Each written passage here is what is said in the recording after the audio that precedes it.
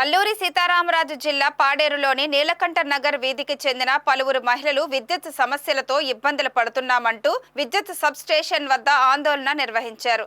తరచూ తమకు విద్యుత్ సమస్య వస్తుందని, విద్యుత్ సరఫరా సక్రమంగా జరగడం లేదని చెప్పారు. వెంటనే తమ వీధిలో ట్రాన్స్ఫార్మర్ ఏర్పాటు చేయాలని విద్యుత్ శాఖ అధికారులకు వినతి పత్రం ఇచ్చారు. కాగా విద్యుత్ సమస్యను పరిష్కరించే దిశగా చర్యలు తీసుకుంటామని, అక్కడ స్థల వివాదం ఉన్నందున ఆలస్యం జరుగుతుందని విద్యుత్ సిబ్బంది వారికి తెలిపారు. స్థానిక తహసీల్దార్కు లేఖ రాసి స్థల వివాదాన్ని 2 రోజుల్లో పరిష్కరిస్తామని చెప్పి ఆందోళన విరమించాలని కోరారు. దీంతో మహిళలు ఆందోళన విరమించుకున్నారు.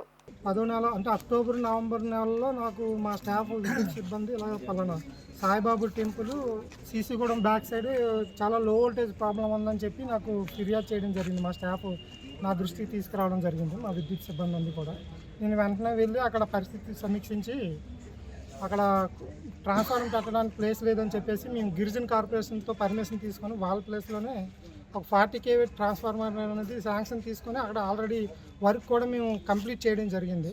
అయితే అక్కడ కోటేశ్వరరావు గారు అని చెప్పేసి ఒక మాస్టర్ గారు అక్కడ మాకు అది సైట్ అబ్జెక్షన్ ఉంది, అది యాక్చువల్ ప్లేస్ మాది అని చెప్పేసి ఆయన అబ్జెక్షన్ చేస్తున్నారు.